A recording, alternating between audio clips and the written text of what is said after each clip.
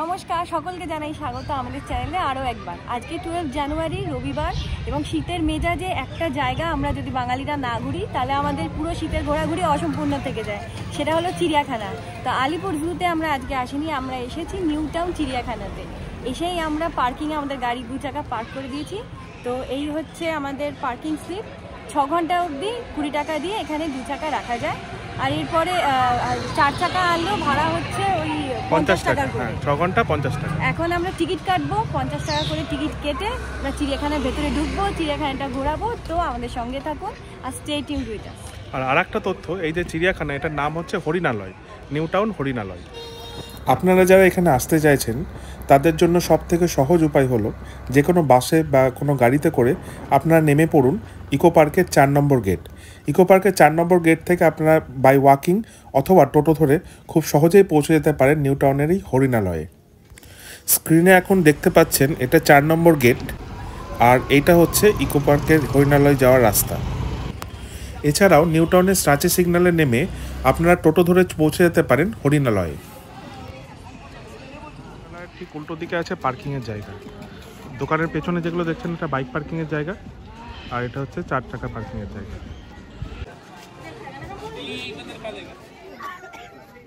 যেহেতু এখন শীতকাল, তাই 10টার পরিবর্তে সকাল 9:30টায় খুলে যাচ্ছে এই হরিণালয়। বিকেলে 5:30টা পর্যন্ত খোলা থাকলেও টিকিট দেওয়া হয় 5টা পর্যন্ত। টিকিট কিন্তু ঢুকে কেটে নিয়েছি 50 টাকা দিয়ে, মানে 100 টাকা টোটাল দুজনের। আর আমি ইউপিআই পেমেন্ট করেছি, এছাড়াও ক্যাশ ট্রানজাকশানও কিন্তু এখানে হয়। এখান দিয়ে ঢুকলেন, ঢুকে এই দেখুন পে অ্যান্ড ইউজ টয়লেট। ঢুকে চিড়িয়াখানায় এই ডুজ অ্যান্ড ডোন্টসগুলো কিন্তু দেওয়া আছে, তো এগুলো কাইন্ডলি ফলো করে চলবে। এটা খুব সুন্দর ফুল দিয়ে সাজানো। সিধা এন্ট্রি দিয়ে ঢুকেই আপনারা বাঁদিকে দেখতে পাবেন এভিয়ারি, অর্থাৎ এখানে কিন্তু অনেক রকমের পাখি রাখা আছে। আপনাদের দেখানোর চেষ্টা করছি জুম করে। এই দেখুন,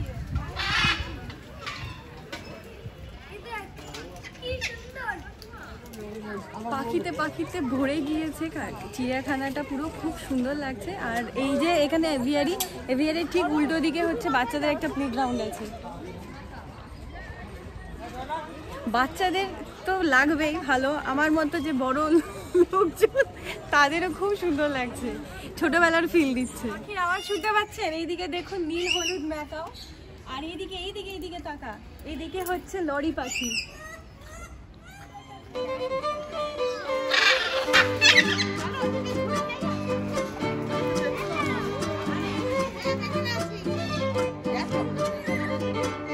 এটা হচ্ছে লরি পাখি।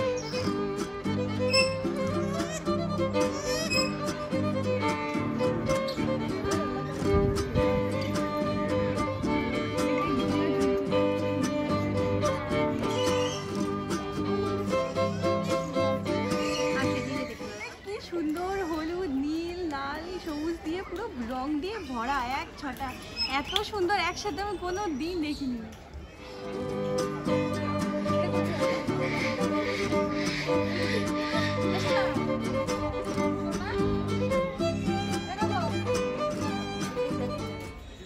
ফুলময় পুরো একদম, আর পাখিতে পাখিতে ভর্তি, পি পি টি টি কত রকম। ওরা বেরোনোর জন্য হাকুপাকু করছে, এত লোক। রবিবার দিন ছোটবেলায় রবিবার দিন করে বাবা আমাকে চিড়িয়াখানা আলিপুর জুতে নিয়ে যেত, মানে ডিসেম্বরে প্রায় 3-4 বার ঘোরা হতো। তবে বড় হয়ে যে বাবা মার সাথে ঘুরতে পারছি, এটা মজাই আলাদা। বাবা বর দুজনে এই দেখ এইখানে সব কাছাকাছি এসে বসে আছে, ওদের ছবি তুলছি। দারুণ দারুণ অসাধারণ জায়গা, সব ঘুরে নিয়েছে। দেখুন দেখুন কালো কাকাতু, আমি কিন্তু আগে কখনো দেখিনি।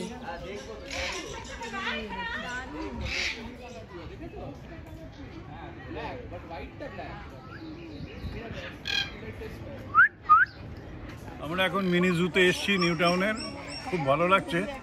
কিন্তু আরও ভালো লাগছে দেখে যে আমরা আলিপুর জুতে যখন যাই প্রত্যেক শীতে, দেখি ওখানে ভীষণ নোংরা করে রেখেছে, খারাপ লাগে দেখতে। কিন্তু এখানে নিউ টাউনের এই যে জুটা তৈরি করেছে, নিট অ্যান্ড ক্লিন, পরিষ্কার পরিচ্ছন্ন। হ্যাঁ, আপনারা বলতে পারেন এর তো এরিয়া সামান্য ছোট্ট, আর আলিপুর জু তো অত বিগ, ইটস সো বিগ, কিন্তু তা সত্ত্বেও এরা প্রশংসার দাবি রাখতে পারে যে খুব পরিষ্কার করে রেখেছে। Thank you.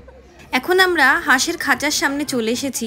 এখানে ব্ল্যাক সোয়ান বা এক্সোটিক সোয়ানও কিন্তু আছে। হাঁসগুলো পুরো বারবিন্দ্র সোয়ান লেকে যেরকম রাজহাঁস ছিল ওরকম অসাধারণ। হাঁসগুলো জলে খেলা করছে, এটা দেখতে যেমন সুন্দর লাগছে, আবার হাঁসের ছায়া যে জলে পড়ছে ওটা যেন আরো সুন্দর লাগছে।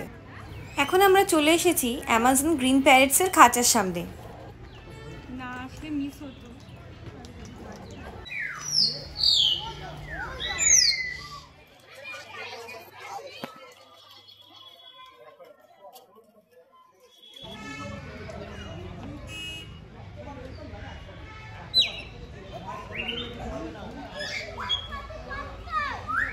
আফ্রিকান গ্রে প্যারেট এত সুন্দর, তুই আওয়াজ করলে না শীষ দিলেও তোকে পাল্টা শীষ দেবে। দেখ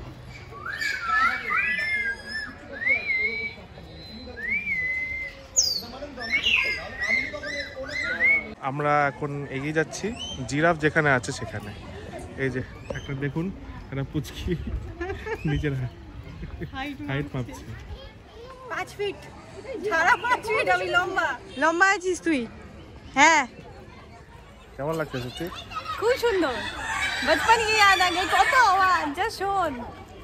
আমরা যখন জিরাফের খাঁচার সামনে যাই তখন উনি লাঞ্চ করছেন, তাই আমরা প্রায় 10 মিনিট মতো অপেক্ষা করি ওনার লাঞ্চ শেষ হওয়ার, তারপরে কিন্তু আমরা ভদ্রলোকের সাথে দেখা করতে পারি। উনি কিন্তু খুবই ফটোজেনিক, আমরা যতবার ক্যামেরা ওনার দিকে তাক করেছি উনি কিন্তু ততবারই পোজ দিয়েছেন।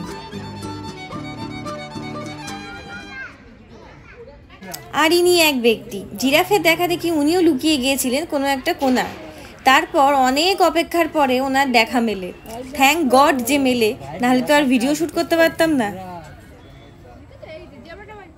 এটা অনেকটা ফাঁকা, প্রায় ফাঁকা বললেই চলে, সেরকম গ্যাঞ্জাম নেই। তো যারা আলিপুর জুতে যেতে পারছেন না, যারা নিয়ারেস্ট আছেন সল্টলেক, নিউ টাউন, দমদম, বেলঘরিয়া, সোদপুর, তারা কিন্তু এই জায়গাটা এসে উপভোগ করতে পারে। পিছনে এইদিকে দেখো, এদিকে পুরো গাছ দিয়ে সাজানো আছে, কি সুন্দর এভাবে আর্চ করা আছে, আর ফুলের টপ দিয়ে সাজানো আছে, মানে ফটোশুটের জন্য পারফেক্ট জায়গা।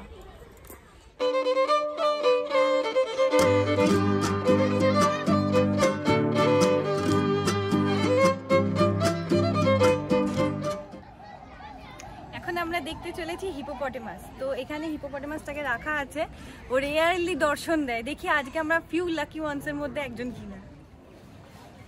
স্পেশালি ইভেন্টের জন্য জিনিস খুব ভালো লাগলো, স্পেশালি এবেল পার্সনদের জন্য র্যাম্প করা আছে, তো হুইল চেয়ার নিয়ে উঠতে কোনো অসুবিধা হবে না। ওই দেখুন হিপোটা ল্যাদ খেয়ে পড়ে আছে।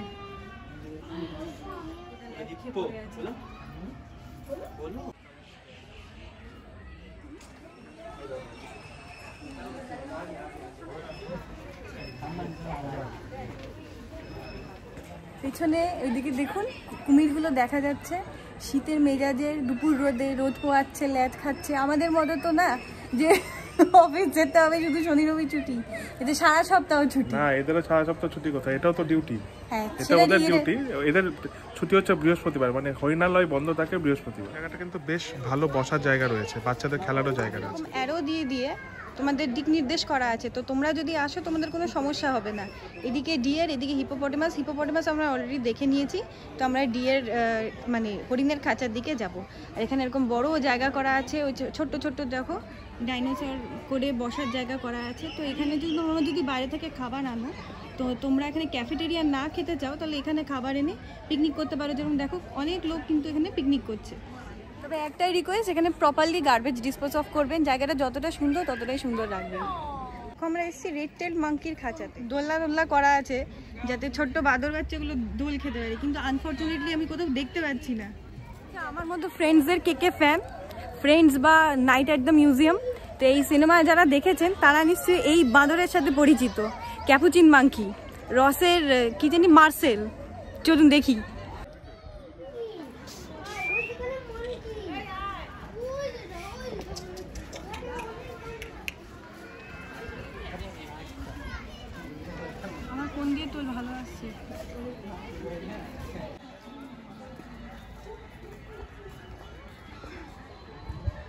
দেখা তো করতে এসেছি ঠিকই, কিন্তু ভদ্রলোকের দেখা নেই।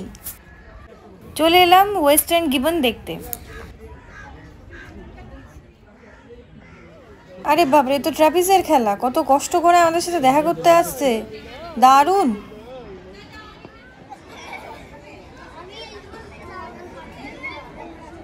হরিণ দেখতে যাচ্ছি, কি এক্সাইটমেন্ট আমার, মানে আমি না বলে বোঝাতে পারবো না। এই ছোটবেলায় চিড়িয়াখানা, আর তারপরে এত বছর পর এসে চিড়িয়াখানা, এখানে নিউ টাউনে চিড়িয়াখানায় আসা, সে ব্যাপার স্যাপারই আলাদা। হরিণের ফ্যামিলির সাথে দেখা হওয়ার আগে বাদিকে আমরা কুমিরের ফ্যামিলিকে টাটা বলে এগিয়ে গেলাম। দেখছেন ভদ্রলোক কেমন সানবাদ নিচ্ছে। এই লাক্সারির সুযোগ কি আমার আপনার আছে? মোটেই না। চলে এসেছি আমরা চিতল হরিণের সাথে এখন দেখা করতে। দেখুন, ওনারা কিন্তু পুরো ফ্যামিলি নিয়ে আমাদের সাদর আমন্ত্রণ জানাচ্ছে।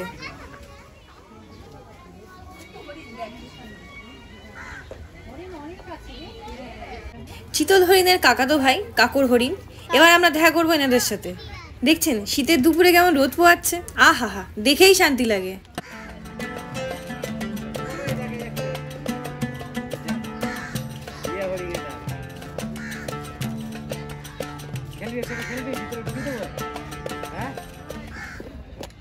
এবার আমরা চলে এসেছি চিড়িয়াখানার শেষ খাঁচার সামনে, এমু পাখি দেখতে।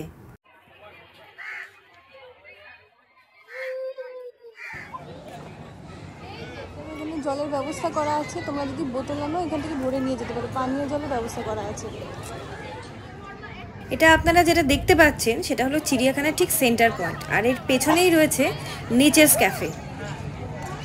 বেশ বড় এবং সাজানো গোছানো ক্যাফে, আর মেনু রোজ দিনই প্রায় চেঞ্জ হয়।